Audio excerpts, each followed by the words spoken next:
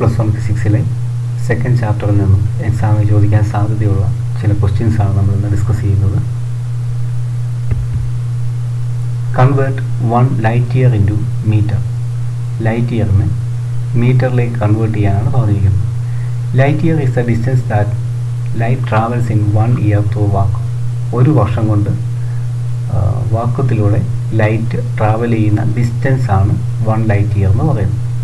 One distance S is equal to C into T.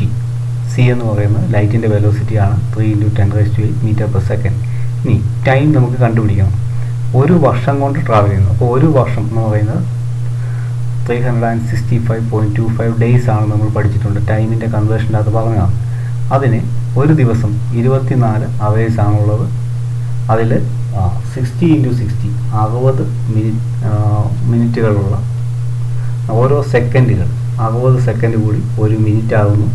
ആ മിനിറ്റുകളുള്ള 24 മണിക്കൂറുണ്ട്. 24 മണിക്കൂറുള്ള 365.25 days ഉണ്ട്. അപ്പോൾ ഇത്രയുമാണ് ഇവിടുത്തെ ടൈം എന്ന് പറയുന്നത്.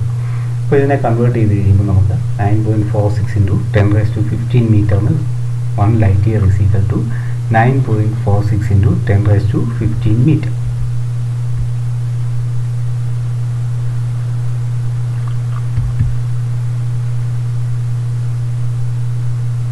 Convert 1 parsec into metre. 1 പാർസെക്കിനെ മീറ്ററിലേക്ക് കൺവേർട്ട് ചെയ്യുക. 1 parsec is equal to 3.25 light year ആണ്. 1 light year is equal to 9.46 × 10⁻15 metre ആണ്. Therefore 1 parsec is equal to 3.26 × 9.46 × 10⁻15 meter is equal to 3.08 × 10⁻16 meter.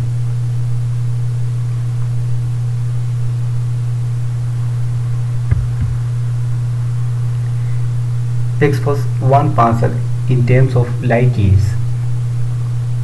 We have 1 parsec is equal to 3.08 × 10⁻16 meter.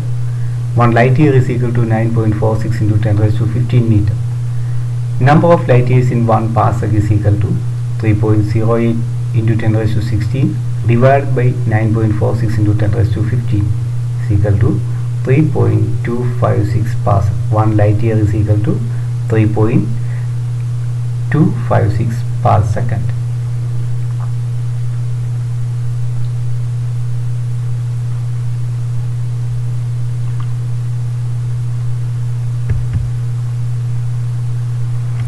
Which of the following measurements is most precise? 5.00 millimeter. ഈ വാല്യൂസിനെ തന്നെ സെൻറ്റിമീറ്ററിലേക്കും മീറ്ററിലേക്കും കിലോമീറ്ററിലേക്കും നമ്മൾ convert എഴുതിയിരിക്കുകയാണ്. അപ്പം ഈ തന്നിരിക്കുന്ന value മില്ലിമീറ്ററിലും സെൻറ്റിമീറ്ററിലും മീറ്ററിലും കിലോമീറ്ററിലും express ചെയ്തിരിക്കുന്നു. ഇതിൽ ഏറ്റവും പ്രിസിഷൻ കൂടുതലുള്ള ഏതിനായിരിക്കും എന്നാണ് ചോദിച്ചിരിക്കുന്നത്. ഇപ്പോൾ നമ്മൾ പറഞ്ഞിട്ടുണ്ട്, പ്രിസിഷനും അക്യുറസിയും പഠിച്ചപ്പോൾ നമ്മൾ പറഞ്ഞായിരുന്നു ലീസ്റ്റ് കൗണ്ട് എന്ന് പറയുന്നതാണ് പ്രിസിഷനെ ഡിപ്പെൻഡ് ചെയ്യുന്ന ഒരു ഫാക്ടർ എന്ന് പറയുന്നത്. അപ്പോൾ ഇവിടെ ലീസ്റ്റ് കൗണ്ട് ഏറ്റവും ചെറിയ ലീസ്റ്റ് കൗണ്ട് ഉള്ളത് മില്ലിമീറ്റർ സ്കെയിലാണ്. അതുകൊണ്ട് തന്നെ 5.00 മില്ലിമീറ്റർ എന്നുള്ളതാണ് ഏറ്റവും പ്രിസിഷൻ ഏറ്റവും കൂടിയ ഒരു മെഷർമെൻ്റ് എന്ന് പറയാം.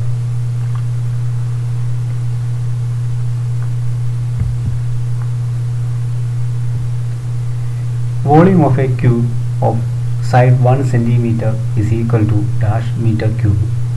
1 സെൻറ്റിമീറ്റർ സൈഡ് ഉള്ള ക്യൂബിൻ്റെ വോളിയം എത്ര മീറ്റർ ക്യൂബ് ആയിരിക്കും എന്നാണ് ചോദിച്ചിരിക്കുന്നത്. വോളിയം നമുക്കറിയാം, ക്യൂബിൻ്റെ വോളിയം കാണാനായിട്ട് length into breadth into height അല്ലേ. അപ്പോൾ ഇവിടെ ക്യൂബ് ആയതുകൊണ്ട് എല്ലാ സൈഡും ഈക്വൽ ആയിരിക്കും. അതുകൊണ്ട് 1 സെൻറ്റിമീറ്റർ എന്നുള്ളതിൻ്റെ ക്യൂബ് എടുത്താൽ മതിയാവും. അപ്പോൾ 1 സെൻറ്റിമീറ്റർ നമുക്ക് അതിനെ മീറ്ററിലേക്ക് കൺവേർട്ട് ചെയ്യണം. എത്ര മീറ്റർ ആണെന്നാണ് ചോദിച്ചിരിക്കുന്നത്. അപ്പം സെൻറ്റിമീറ്ററിനെ മീറ്റർ ആക്കാനായിട്ട് 10⁻². അപ്പോൾ 10⁻²ൻ്റെ ക്യൂബ് വരും 10⁻⁻6 മീറ്റർ ക്യൂബ്. അപ്പോൾ 1 സെൻറ്റിമീറ്റർ സൈഡുള്ള ക്യൂബിൻ്റെ വോളിയം 10⁻⁻6 മീറ്റർ ക്യൂബ് ആയിരിക്കും.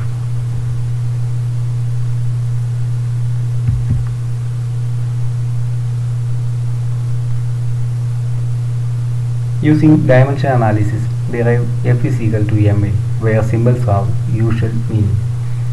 Dimension analysis ഉപയോഗിച്ച് F is equal to ma, force കാണാനുള്ള ഇക്വേഷൻ ആണ് ഇത് ഡിറൈവ് ചെയ്യാനാണ് പറഞ്ഞിരിക്കുന്നത്. Force on a body depends on mass, acceleration and time.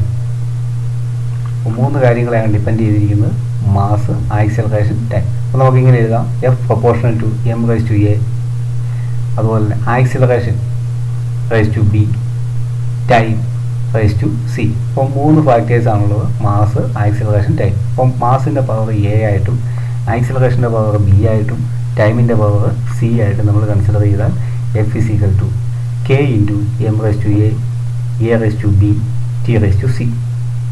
ഇക്വലിംഗ് dimensions on both sides. ഫോഴ്സിൻ്റെ ഡയമെൻഷൻ നമുക്കറിയാം M L T raise to -2 ആണ്. അതിന് നമ്മൾ M raise to 1 L raise to 1 T raise to -2 is equal to K എന്ന് പറയുന്നത് constant ആണ്, അതിന് dimension ഇല്ല.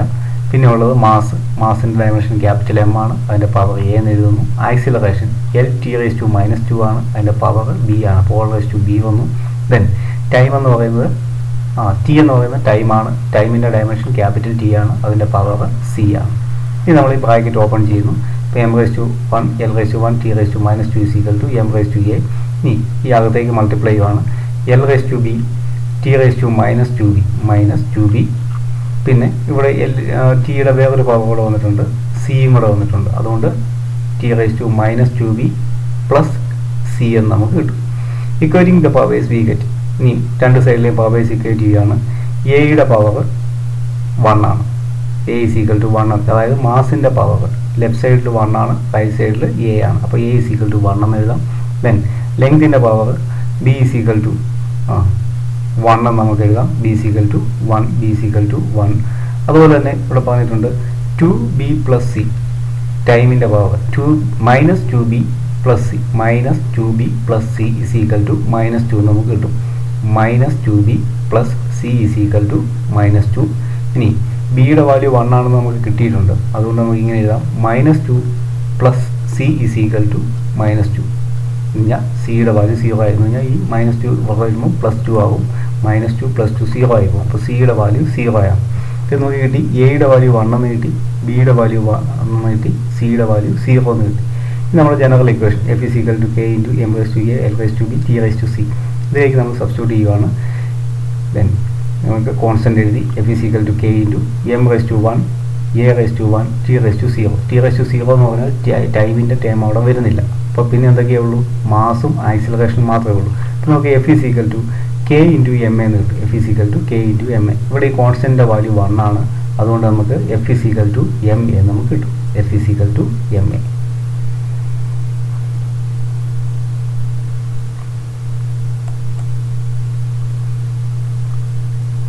(1 kilogram meter square per second square is equal to dash gram centimeter square per second square.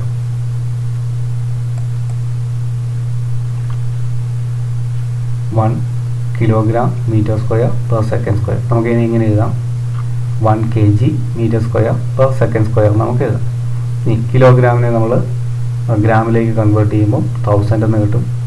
മീറ്ററിനെ നമ്മൾ convert ചെയ്യുമ്പോൾ 10⁻² എന്ന് കിട്ടും. ഇനി മീറ്റർ സ്ക്വയർ ആണ്, അതുകൊണ്ട് ഹോൾ സ്ക്വയർ ആണ്, ഡിവൈഡ് ബൈ സെക്കൻഡ് സ്ക്വയർ. അപ്പോൾ നമുക്കിങ്ങനെ കിട്ടും. ഇവിടെ ഒരു 10⁻³ ഉണ്ട്. 10⁻²ൻ്റെ സ്ക്വയർ എടുക്കുമ്പോൾ 10⁻⁴ കിട്ടും. 10⁻³ into 10⁻⁴, 10⁻⁷ gram centimetre square per second square.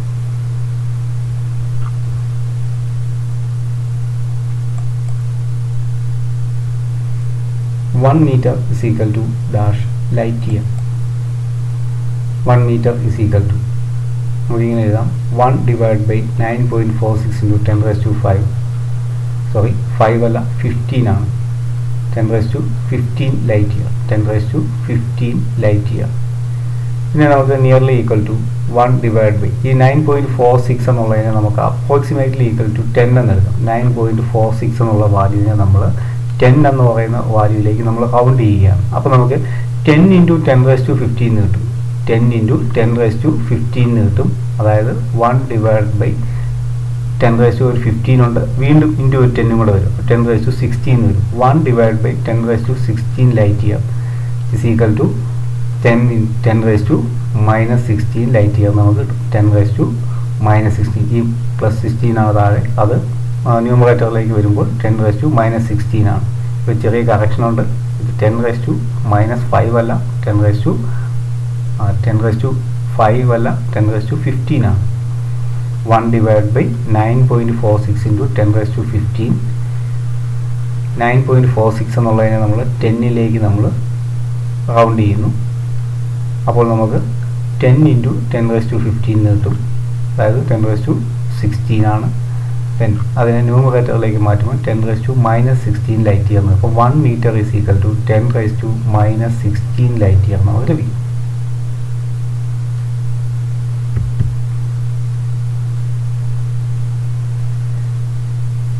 Three meter per second square is equal to dash kilometer per hour square. 3 meter per second square എന്നുള്ളതിനെ 3 ഇൻറ്റു 10⁻³ കിലോമീറ്റർ നമുക്ക് കൺവേർട്ട് ചെയ്യാം. മീറ്റർ എന്നുള്ളതിനെ കിലോമീറ്ററിലേക്ക് കൺവേർട്ട് ചെയ്തു. അതുപോലെ തന്നെ നമുക്ക് അവറിലേക്ക് മാറ്റണം, സെക്കൻഡിനെ അവറിലേക്ക് മാറ്റുമ്പോൾ 1 ഡിവൈഡ് ബൈ 3600 ഹോൾ സ്ക്വയർ എന്ന് കിട്ടും. അവർ സ്ക്വയർ ആയതുകൊണ്ട് ഇങ്ങനെ കിട്ടും. 3 ഇൻറ്റു ഡിവൈഡ് ബൈ 3600 ആണ്, അതും ന്യൂമറേറ്ററിലേക്ക് മാറും. 3 ഇൻറ്റു ഇതിൻ്റെ സ്ക്വയർ ആണ് 2 പ്രാവശ്യം മൾട്ടിപ്ലൈ ചെയ്തിരിക്കുന്നത്. 3600 ഇൻറ്റു 3600 ഇൻറ്റു ഇവിടെ 10⁻³ ഉണ്ട്. അപ്പോൾ നമ്മളിതിനെ സിംപ്ലിഫൈ ചെയ്യുമ്പോൾ 3.88 into 10⁻⁴ kilometre per hour square.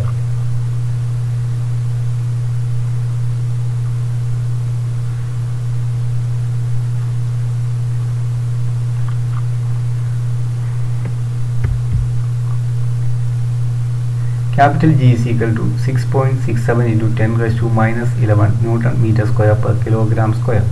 ഇത് ഗ്രാവിറ്റേഷണൽ കോൺസ്റ്റൻറ്റിൻ്റെ വാല്യൂ ആണ്. ഇതിനെ നമ്മളോട് സെൻറ്റിമീറ്റർ ക്യൂബ് (2^-2) G⁻⁻1 ഈ യൂണിറ്റിലേക്ക് കൺവേർട്ട് ചെയ്യാനാണ് ആവശ്യപ്പെട്ടിരിക്കുന്നത്.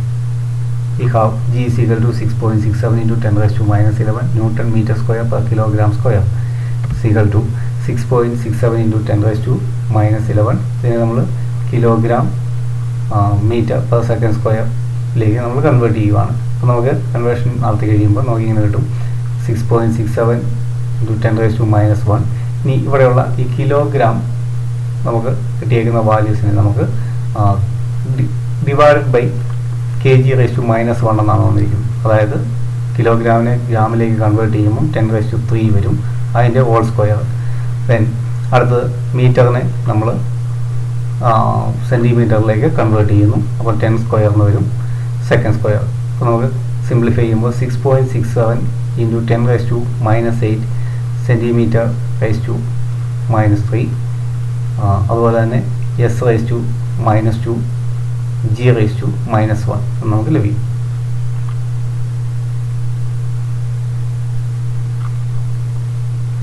വാല്യൂസ് ഒന്ന് സബ്സ്റ്റിറ്റ്യൂട്ട് ചെയ്ത് നോക്കുക.